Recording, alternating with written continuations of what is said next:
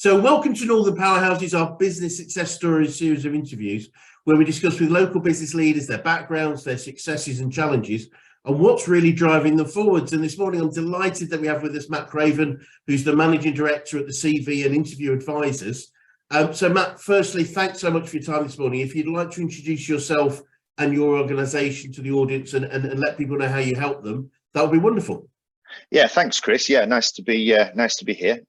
So yeah, I run a business that does a number of things, but we help senior level individuals, usually kind of mid-management through to executives, with their personal branding and career development. So just in short, helping them to move forwards in their career, not recruitment, but more how they sell themselves to the recruitment market. But we also, and this is probably quite relevant to the current economic climate, we also help companies that are making redundancies. So we provide outplacement and career transition services to organizations that do that. Also do quite a lot of work around thought leadership, which is quite a hot topic now. So organizations who are kind of embracing thought leadership, or indeed individuals who are embracing thought leadership as well, but organizations who are using that as a tool for corporate growth. We provide coaching to organizations that sort of set them on that journey, how they can leverage their knowledge and expertise to position themselves as the experts, as the thought leaders in their marketplace. Oh, wow. That's a fascinating area to be in, especially right now. As you say, it's been quite, I mean, I work with not companies like yourself, but recruitment organizations over the last few years. And obviously the whole marketplace has changed quite a lot. Maybe a bit later on, we can talk about your experiences now. But before we go on, would it be okay just to learn a little bit more about your background, how you got into business and why this particular one for you? Yeah, absolutely, Chris. Yes. So, I mean, I started my career knocking on doors, selling door to door. Wow. When I left university in the recession of the early 90s. And I then worked in media sales in Norfolk, driving around the Norfolk Broads, trying to sell advertising to local businesses, and ended up joining Enterprise Rent-A-Car, which I'm sure most people will recognize now, big North American car hire company that I think they're, if not the biggest, one of the biggest car hire companies in the world. But I joined them when they first moved to the UK. But my claim to fame is I was their first ever manager to make operating profit in the UK. But I kind of worked on their management trainee program and worked my way up to management level. I sort of helped them to set up some new branches and transform some businesses that they bought, and did that for about 5 years. And then, like most people who end up in recruitment, I fell into recruitment, and I worked in recruitment for probably about 6 years. I did everything from sort of junior contract recruitment through to a little bit of sort of executive search stuff and everything in between. But again, I was very much used as somebody who would go and troubleshoot or set up new things. So that's kind of the common theme throughout my career, is transformation and growing things from inception. And then 2006, kind of got fed up of traipsing into London and doing that whole corporate thing. Maybe it was a little bit maverick to get beyond kind of middle management. I don't know, but it was time for me to do my own thing. So in 2006, I set up this business, the CV and Interview Advisors, and I think at our peak last year we had just shy of 30 people. We did business with people in 63 countries around the world. Wow. So yeah, and here we are now in 2023, hustling and trying to grow the business some more. Wowzers, amazing. That's quite incredible. It's a real interesting things. That must be really fascinating with bringing because is Enterprise a franchise organization, or is it a managed service? No, it's actually still a privately owned business. Right, I was going to say, yeah. Taylor family based in the US. So that must have been quite a challenge bringing a new brand into the UK, especially. I guess sometimes, you know, American brands have different you know, levels of engagement, I guess, with UK audiences. How did you find that when you first got involved with that? It was great. It was difficult, but the American business culture is quite interesting. Yeah. But met some great people, some really talented people, and learned a hell of a lot from that experience. But I think when they first moved to the UK, their model wasn't right. Yeah. I think they wanted to try and do what they'd done in the US in the UK. I think their model's different now, and they're doing a lot better now. But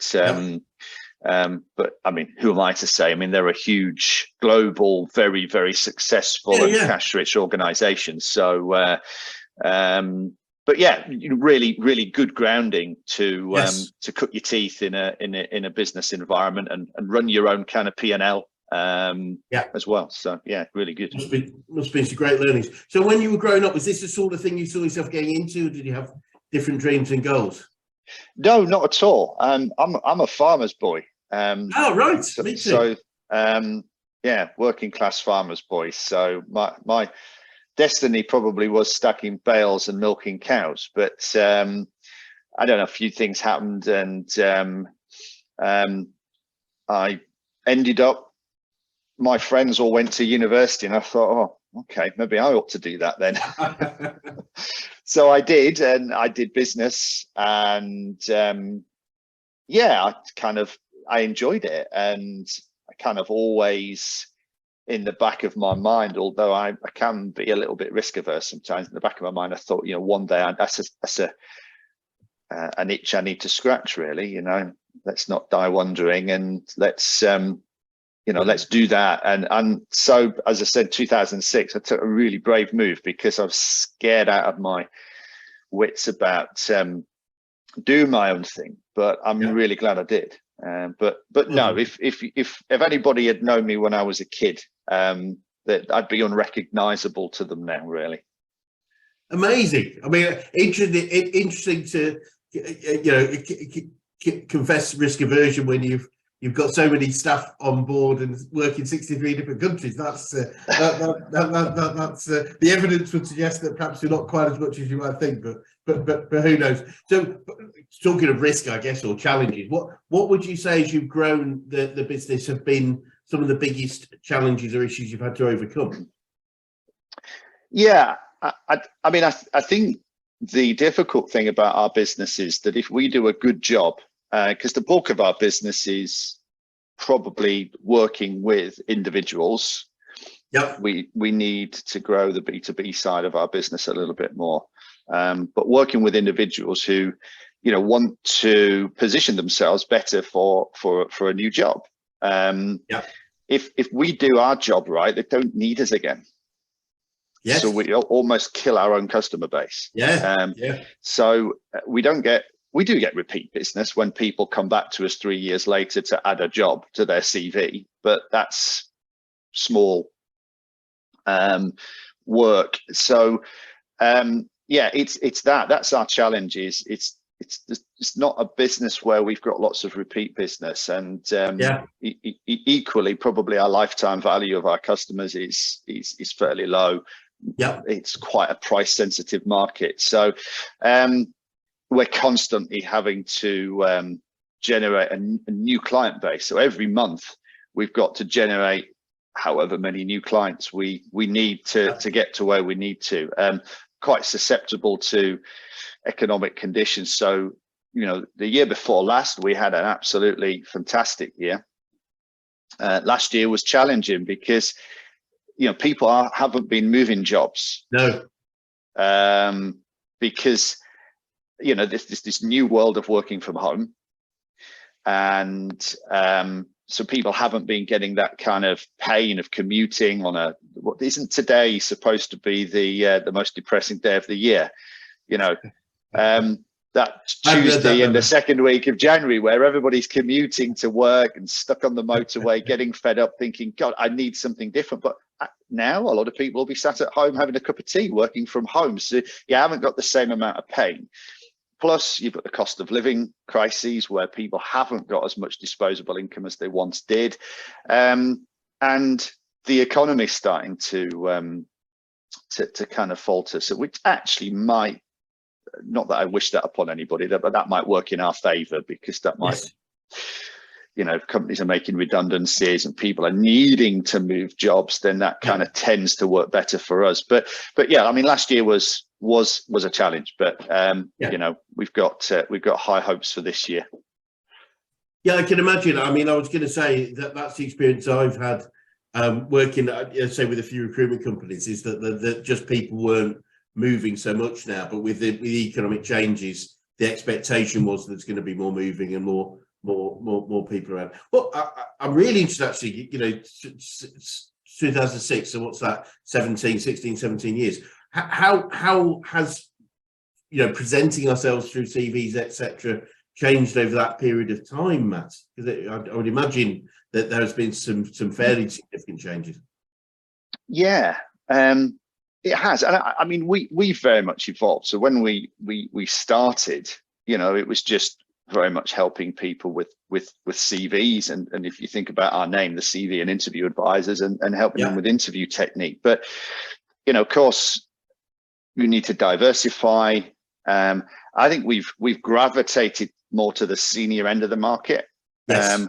Actually do quite a lot of work with contractors and interims. Last year we won the contracting awards for the best contractor product or service, which we were quite proud of winning. But yeah, it's kind of that evolution to working more at the senior end of the market, being a lot more sophisticated in what we do. I mean, of course, the recruitment world has changed immeasurably. I remember standing by fax machines, faxing CVs through to clients before the agency in the building next door did. And then it was engaged, and you're like, oh my God, you know, reader on the case before me, you know. And of course, then things have become more digital. So, you know, when we help people with navigating the job market, there's this whole kind of digital thing they need to navigate. So if you home in on CVs, you know, you've got things like the algorithms within the applicant tracking systems, and how do you know, 70% of CVs are actually rejected by the recruitment software. You've got things like LinkedIn, you know, how do you actually optimize a LinkedIn profile so that you get seen by recruiters, and that sort of takes you into the realms of almost like search engine optimization and things like that. So it's become quite sophisticated. We generate a lot of our business through our own thought leadership activity. So we do lots of webinars and podcasts and presentations and public speaking gigs. So this month we're doing quite a lot of stuff around how to tailor your application to a job. And we go into things like how to kind of reverse engineer a job description. We talk about linguistic mirroring, and you know, quite sort of deeper principles. I think really we come at it very much from a kind of marketing perspective. We've taken psychology, all the best bits of marketing, recruitment best practice, and kind of put that all together. And try to create quite a sort of sophisticated approach that helps more senior people to position themselves as more attractive candidates for top jobs. And we've kind of pioneered this whole kind of personal branding philosophy in the UK market, and of course beyond the UK market now. So yeah, it has changed a lot. Amazing. Yeah, I can really imagine. I mean, we use LinkedIn quite a lot for making connections and stuff, and I know LinkedIn, you know, well used for in the recruitment world. And as you say, there's so many different areas now where our information is available, I guess, than it was, you know, historically, when the only bit of information we had would have been the CV we sent to somebody. So it must be fascinating. So, what, you know, from a business perspective, what are the biggest sort of learnings you've had in business as you've grown? Yeah, and I guess it's as much a business learning as a personal learning, really. But I think the thing for me is that thoughts and worry, and it's Yeah. very easy to lie there awake at night worrying about stuff that they're just damaging. And I think being able to just turn that switch off in your head, trust that even if you're going through bad times, that it will turn around. You've got to work hard, and you've got to have the right kind of things in place. But rather than, we've had, business is cyclical. We've had good times and we've had less good times. And when you're going through those difficult times, you've just got to trust. Not that I'm terribly religious, but not at all. But you kind of almost got to take a bit more of a philosophical view that perhaps the universe has some kind of plan that is outside of your control. And I've always been somebody that takes a lot of responsibility for my own life and my business and what goes on in it. But sometimes things are just completely outside of your control. And if you kind of try to control everything, you'll just end up, in a mental space that doesn't really allow you to run your business successfully. So sometimes just letting go a little bit, I think that's one of my biggest learnings. No, that makes sense. I think Stephen Covey talks about we've got a circle of control and our circle of concern, and the gap between the two is what would be considered stress or challenge. So if we're concerned more than we can control, then that gap is going to, and a lot, for many of us, our concern is way bigger than our control, and the challenge. So the proposition is either increase your control, do something about it, or reduce your concern. I can't do anything about it, therefore why should I worry about it? It's fascinating, and I think I've do quite a lot of work with my clients, but also myself, to be perfectly frank, on this idea of, I'll call it fear, worry, whatever that emotion goes with it, and I believe that our subconscious hasn't developed alongside our conscious mind well enough to differentiate different levels of fear or worry. So the level of fear or worry that we get from something is, it used to be really valuable when in caveman days, if we walked out as soon as we walked out the cave, we were in danger of being eaten by a big hairy animal. Therefore, we should have a level of fear consummate to that. Whereas I don't think our subconscious has worked that out yet. So when we start to fear something, it still feels like the world's going to end. Whereas often it's our conscious mind needs to step back and say, well, no, the worst that's going to happen is A, B, or C, which certainly isn't being eaten by a big hairy animal, if that makes any sense at all. But I feel, and I've worked with quite a few people where it can really grab us, that worry, that fear, that concern, and in most cases it immobilizes us rather than drives us. So a lot of people say, you can use that to drive you forward. Well, it can to a certain extent, but it can really also disable us in certain ways. So managing that situation is quite key. And interesting enough, we were talking before about quotes and sayings. I picked up a quote from a lady a little while ago, which I love, which was alongside something you said, which was, we've all survived 100% of our challenges to date. And I like that, because that's true, isn't it? We've all got through the things we've had, and there's therefore no reason to suggest we wouldn't in the future. But it doesn't always feel like that, unfortunately. No, I think sometimes getting that perspective is important, and I'm quite a big advocate of both physical and mental health as well. And I mean, I exercise a lot, and I'm quite aware of my own mental health and what I need to do to make sure that I'm physically and mentally in the right place to, be a leader that I want to be within my business. So yeah, absolutely, because that's the added challenge, isn't it? However we are feeling personally, our team need us to be that person that's positive, bright. We've always got to be on it, as they say. You're probably where we're a business coaching organisation. I'm keen to know who the best coaches that you've worked with, whether that's business, life, or sport, or any other area of your life in general. Yeah, and I thought about this because I looked at some of the questions that your colleague sent that we might sort of discuss, and I found that a tricky one because you know, I've always been fiercely independent and maybe a tad maverick at times. And, you know, when I first worked in the corporate world, where you couldn't choose your own team, Yeah. and you might not necessarily have been the ultimate decision maker, and I got involved in some tricky managerial situations, you know, almost at one point being a hatchet man to go into central London and try and turn things around, but then didn't get the backing of senior management when, you know, and I did get to a point where I actually thought, you know what, maybe I'm not a manager, maybe I'm just not a leader of people. You know, I was always reasonably good at what I did, but, you know, from a leadership perspective, I thought maybe that's not me. But having built my own business and developed my own management style, and being able to hire my own people, you know, I've learned so much from those failures, is what I'm driving at. Yeah. So I'm going to say, in a rather cliched and corny way, I think my biggest coach has been those failures.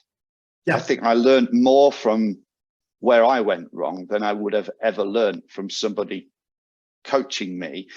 Now, don't get me wrong, there's been some very influential people in my business life. You know, I had a manager at Enterprise who, you know, I got a tremendous amount of respect for and still keep in touch with. And, you know, so there has been people along the way. But I think it's those failures and that ability to be self-reflective and almost coaching yourself.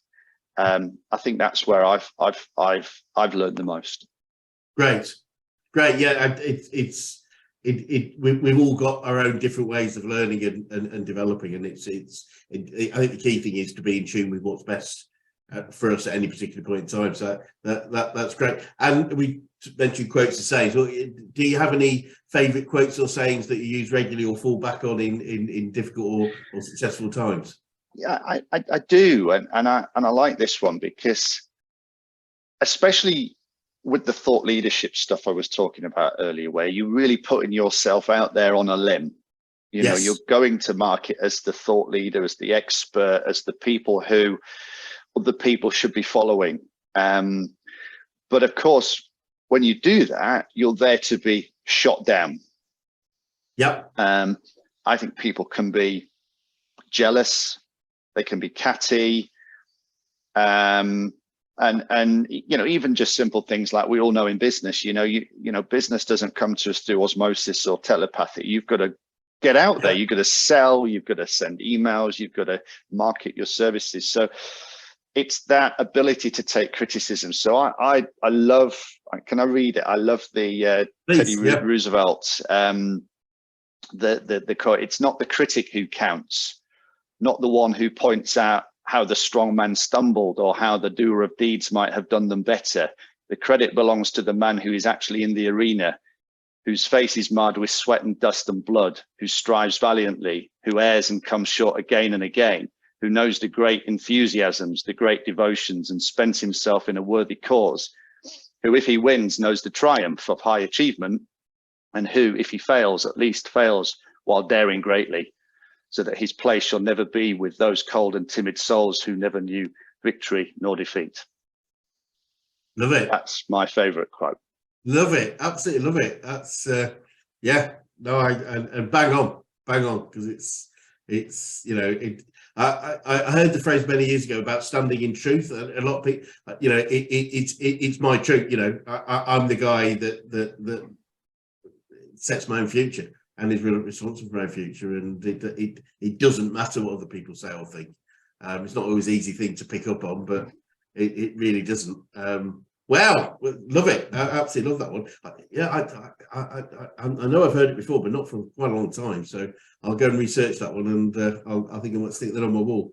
So Thank you for that. And what would you say, from a learning perspective, what have you learned about yourself through your journey?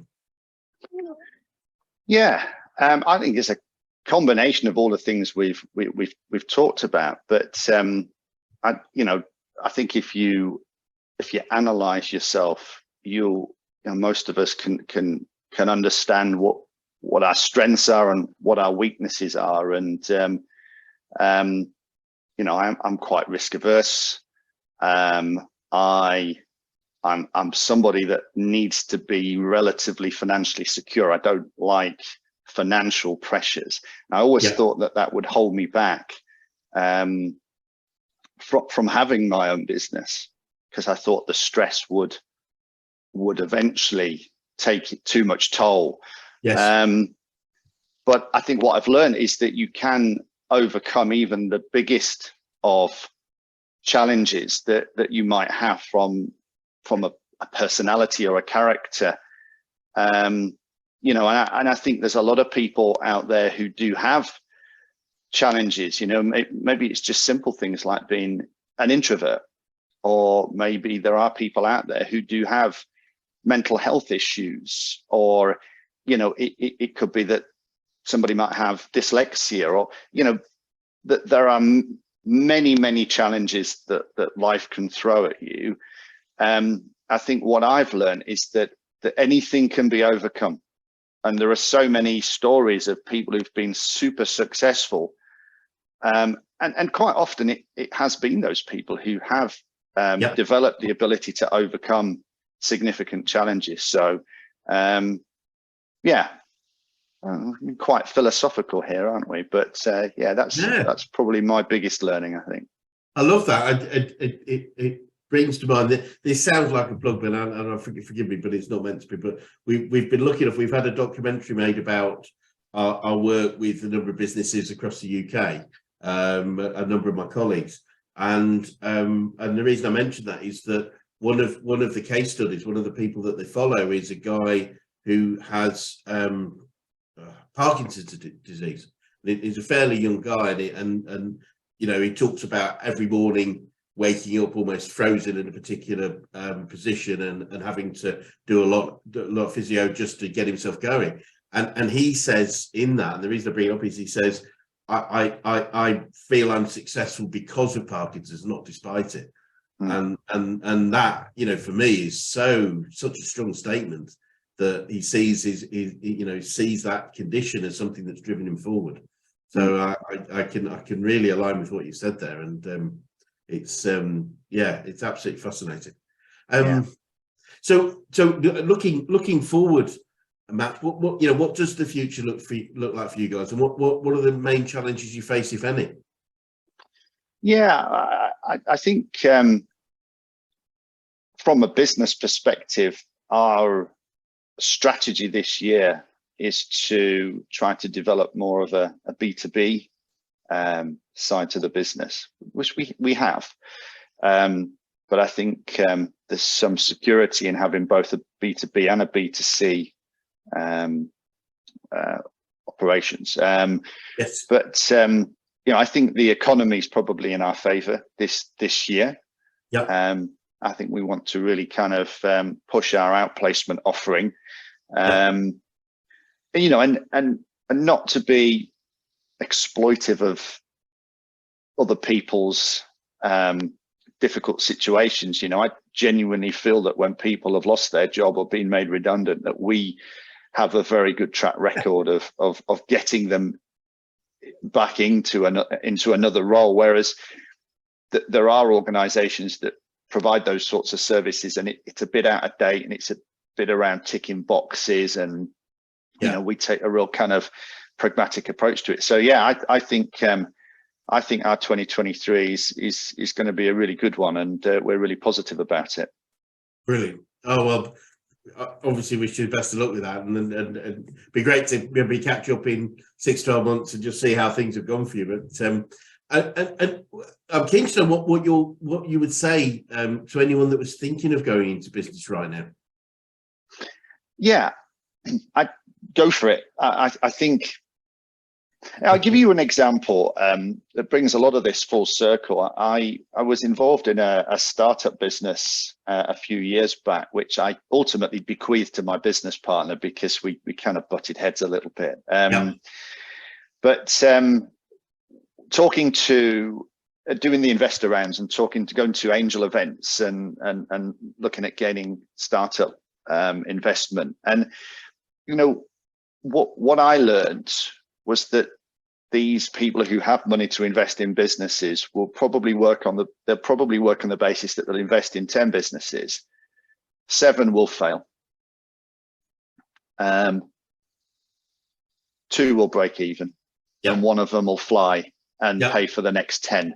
And they know that risk, and they play the game.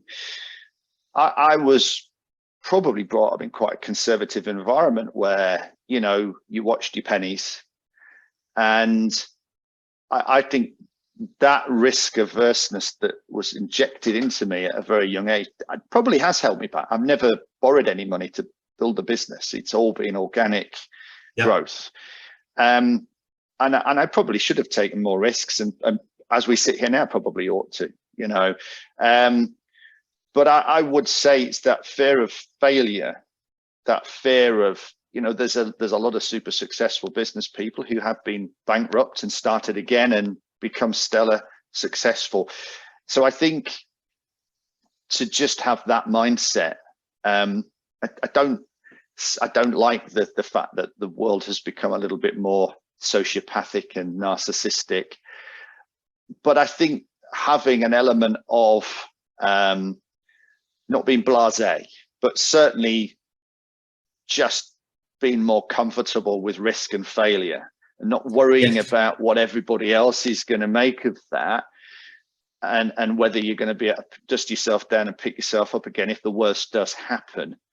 That's what I would try and get across to somebody at the start of that journey. And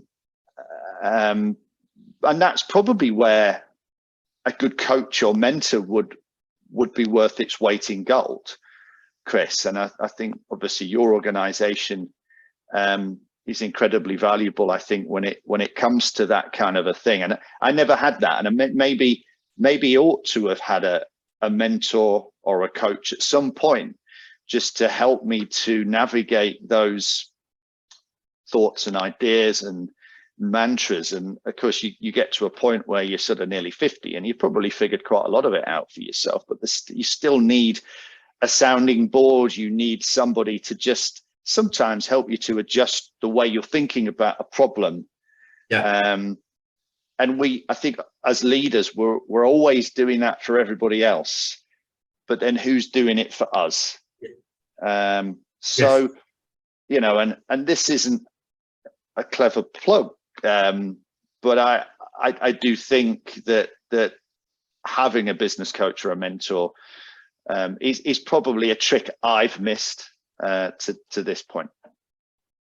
Thank you. I mean, obviously, Shane, not looking for a plug particular. I think the key thing about coaching, Matt, and the reason I became a coach specifically rather than whatever you might call an advisor or a mentor or a consultant is, the job of a coach in any form of business or sport is to help the individual be the best they can be, not to be better than them or tell them what to do, if that makes any sense at all. I think the misunderstanding often of coaching is that you're going to be told what to do. Well, very few people I work with in business like the idea of being told what to do for any stretch of time, probably less than 10 seconds. But and who is anybody to tell anybody else what to do, in my opinion?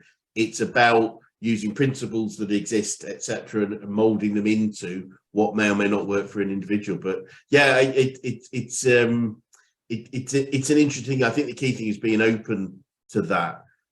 It's interesting you said that. Funny enough, bringing coaching that point is that we rarely. I rarely work with startup companies, actually, and one of the reasons is just historically, the first couple of years of a startup business, typically we've got this absolute belief, knowledge. Nobody can really, shake that in terms of, and therefore people don't want or need any external influence. And speaking plainly, we often wait for a couple of years to have the crap kicked out of them to actually then be a bit more open to, well, actually, maybe I don't know everything about everything, and therefore maybe there's an opportunity. And while I'd love to work with more startups, often, as I say, they're probably as a group of people the most sure, and probably rightly so at that point, to be fair, most sure about the future, because they probably need to be, because it's tough at that point, and you probably experience that you've got to have that self-confidence that the idea is sound, probably above everything, to get through to that next stage, and with potential angel investors, etc. Does that make any sense? It does, and the interesting thing is it's the same in our world, in the sense that the graduates straight out of university, they're the ones who just think they know it all. Where it's the more so than a CEO of a business that that's maybe decided it's time to move on or whatever. Yep. And they're probably more at one with their ability to say, I don't know everything. So we find it easier to sell what we do to a CEO than we would a new graduate. So I think there's something in that. Yeah. I think life's experiences probably make you realize that you don't know everything. Brilliant. No, that makes that analogy really fits with me. As I say, it's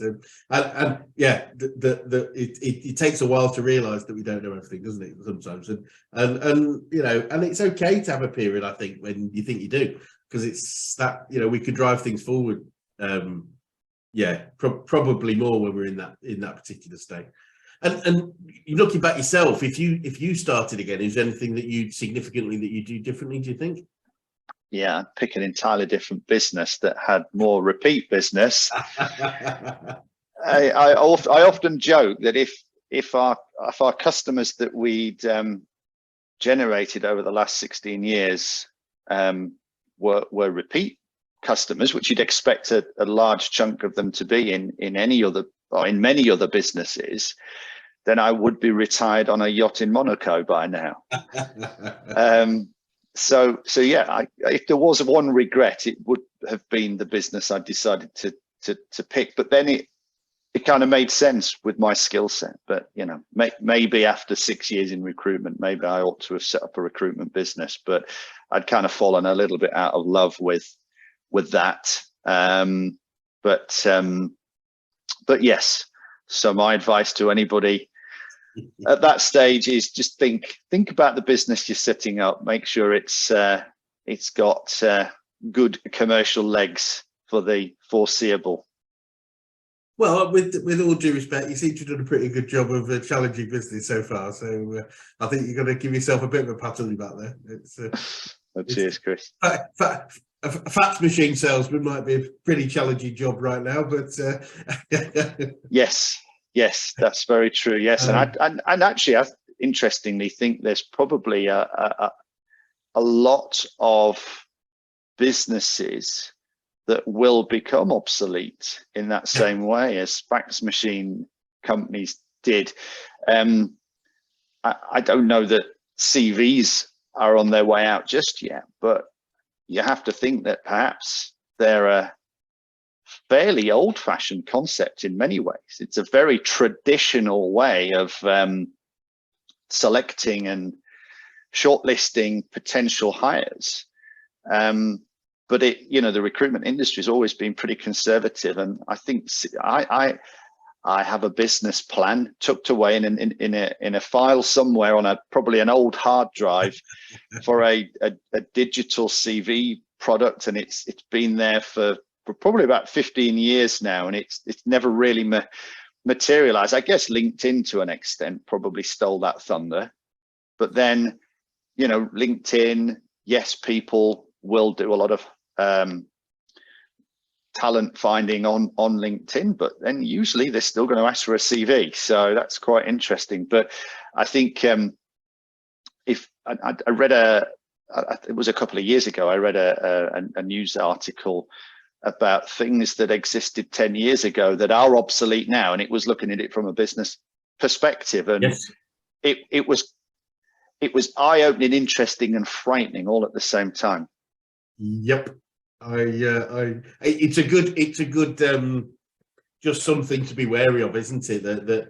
But I suspect what the interesting thing is, and we use it quite often in sort of sales and marketing arena, is the problem won't change, but the solution might. In other words, it may be CVs may become less relevant over time, but the requirement for someone to find and win the best role for them is still going to be really relevant. It's just a different way, and it's most important that we change with those times, I think, and are constantly looking. As you rightly say, that's why, unfortunately, organisations like Woolworths, MFI, Blockbusters, they've all gone by the wayside purely because they chose not to change, rather than, but people still, still watch video, still buy sweets or cards or whatever it would be, and still buy furniture. It's just the way it was delivered became obsolete, and I think that's why we've got to make sure we're still current moving forward. Yeah, and you mentioned sales and marketing, and that's changing. That I think increasingly so, people are quite negative about being sold to, which I think there should be a little bit more of a campaign to encourage people to be a little bit more open to what people are trying to sell to them. And I don't believe in spammy selling or anything like that, but it's very difficult to get on anybody's radar these days. And I think as a business owner, it's kind of incumbent upon me to listen to other people's pitches. It might be that they're offering me something that's going to transform my business, because there's plenty of examples of that happening. So I do think that, and I don't know who's going to be listening to this recording, but if there's one thing I could encourage my peers to do, that would be to just apply the same logic or the same standards. Most companies are going to go out and sell what they do. So don't have double standards. When someone's selling to you, all right, expect them to go about it in the right way, but just have a look at what they've got to offer, because it might be something that's going to revolutionize your business. It's very funny you should say that. I remember very long time, well, in fact, I think it was my first business coaching client. I'm pretty sure it was. And I remember he came after about 6 months. He came to a seminar. Obviously, again, we do more webinars now, but came to a seminar just as a guest. And I remember asking people at the start, man, I said, what are the biggest challenges you have in business right now?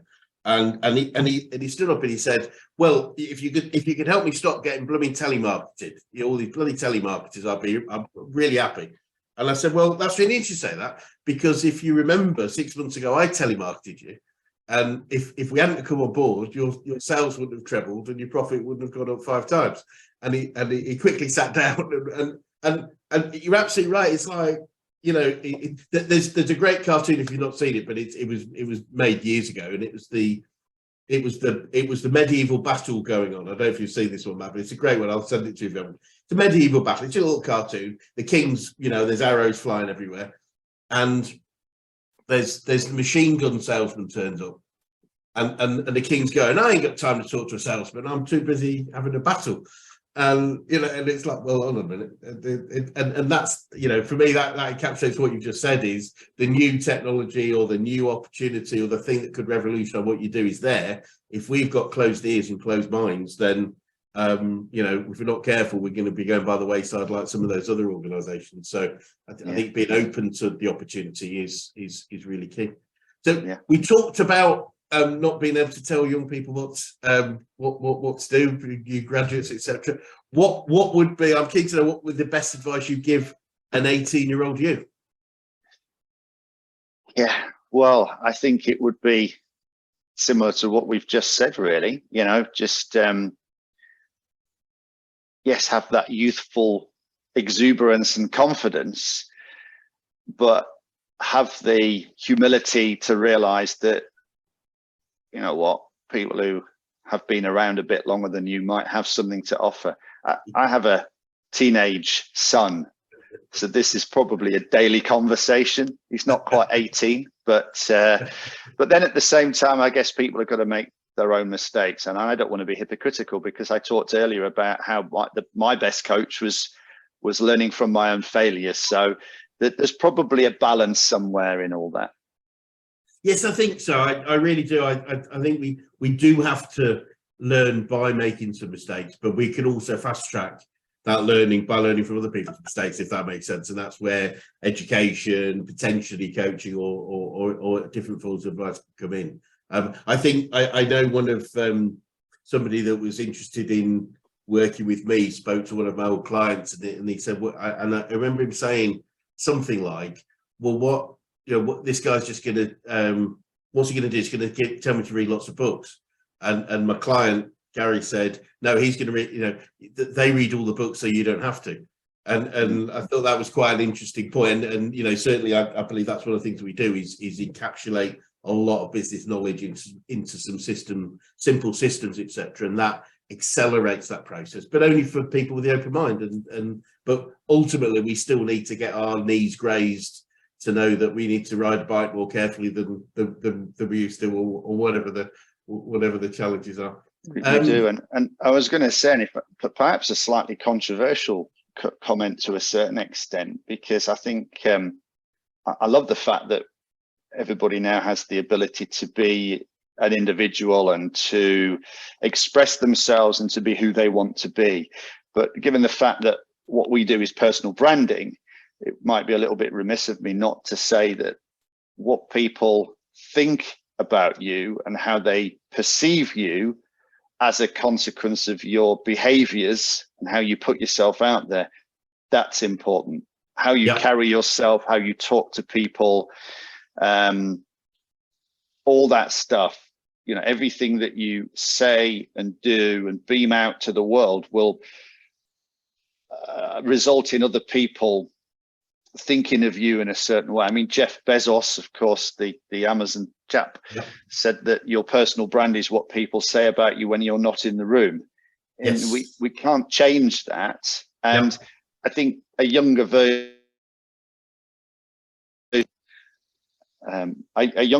of me probably was encouraged, or maybe I encouraged myself, to not worry about what other people thought of me, and to be a little bit kind of maverick and a little bit sort of, well, I am who I am. I don't care what other people think of me.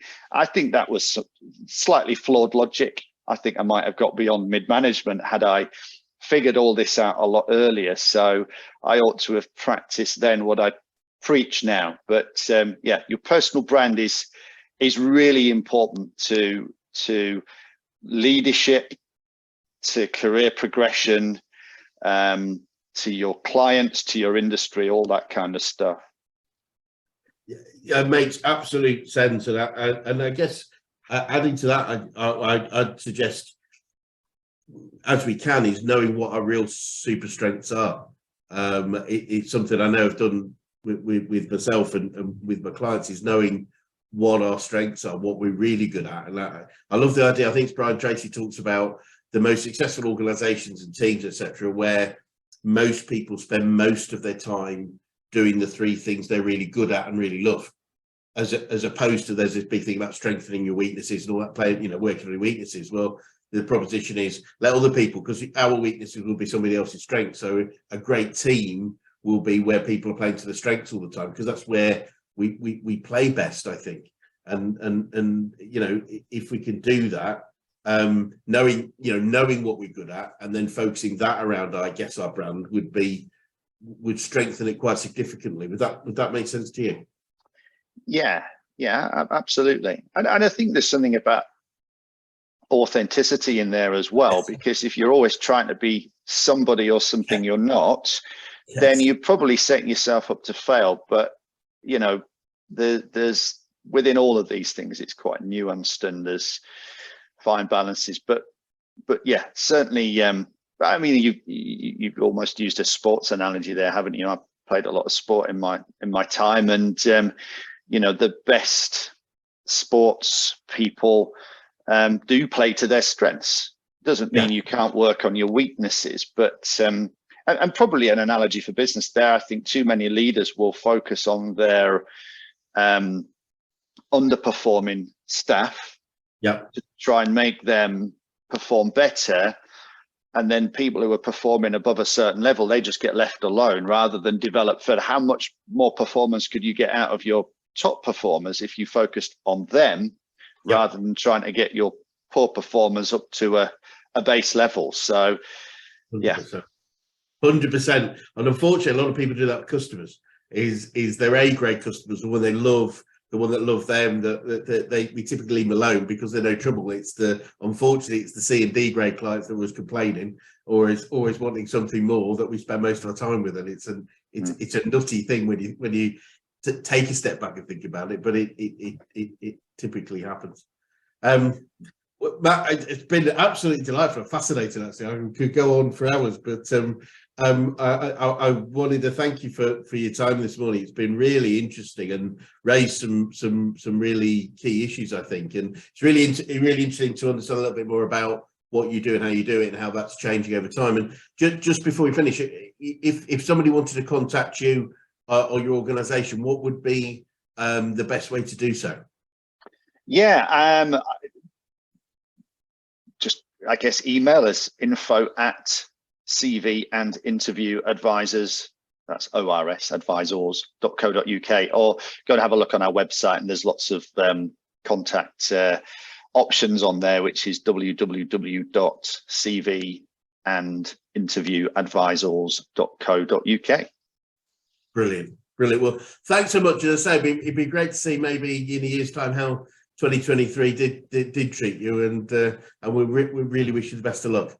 Yeah, thanks, Chris. No, great. Thanks for having me. Thank you.